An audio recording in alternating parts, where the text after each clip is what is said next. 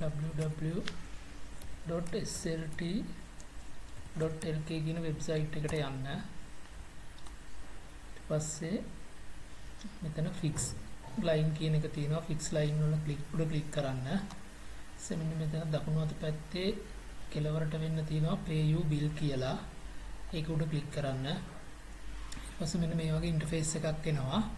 මෙතන performa invoice කියන එක උඩ ක්ලික් කරන්න. ඊට පස්සේ ඔයාලා ගාව තියෙන PDF ෆයිල් එක ඕපන් කරගෙන එතන තියෙනවා performa invoice කියලා නම්බර් එකක්. ඒ නම්බර් එක මෙන්න මේ විදිහට ටයිප් කරන්න.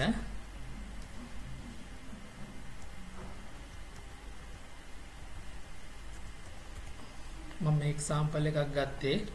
ඊට පස්සේ මම දැන් වෙන එකක් ටයිප් කරනවා. මේක ඇත්තටම ගෙවන්න තියෙන එකක්.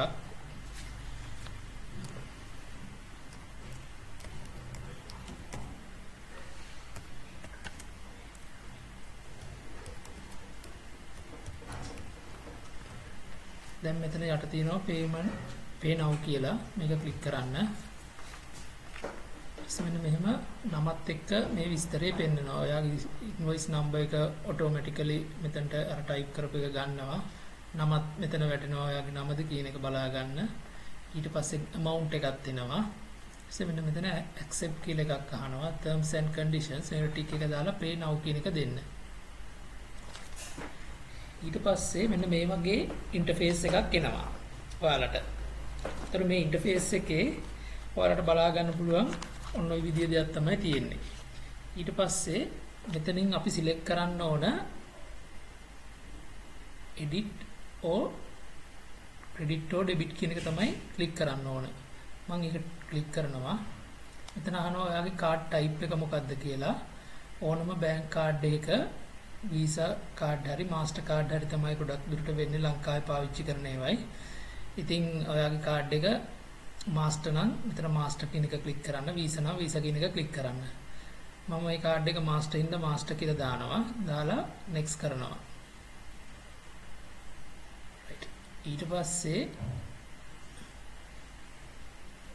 මෙතන අහනවා කාඩ් හෝල්ඩර්ගේ නම මොකක්ද කියන එක. එතකොට කාඩ් හෝල්ඩර්ගේ නම දෙන්න. මම මේ කාඩ් එක අයිති කෙනාගේ නම ප්‍රසන්න නිසා මම ප්‍රසන්න කියලා දානවා. ඊට කාඩ් අංකය අහනවා. එතකොට මම මේ කාඩ් එකේ අයිති කෙනාගේ විස්තර ටික මෙතන දෙනවා.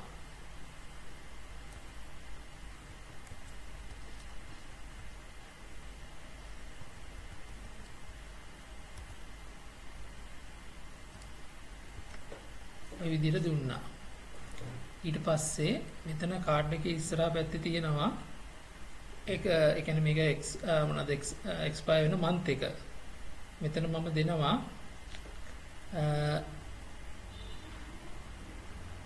එක්ස්පයර් වෙන month එක අහන්නේ. මේක දෙනවා පළවෙනි මාසේ 2029 කියලා. මෙන්න මෙතන CVV කියලා අංකයක් අහනවා. මේ අංක කාඩ් එකේ යටපැත්තේ තියෙනවා. මම මෙයාගේ CVV අංකේ මේක ගහනවා. ගහලා මෙන්න මෙතනින් next කියන එක ක්ලික් කරනවා. ඒතර මොනවාරි කාඩ් නම්බර් එක වැරදි නිසා මේක කාඩ් නම්බර් එක වැරදි කියලා කියනවා. දැන් ඔයාලට මේ ස්ටෙප් එකට යනකම් යන්න පුළුවන්. එතකොට මෙතනින් එහා පැත්තේදී මොනවාරි මේ කාඩ් එකේ ඉෂුව එකක් ඇති.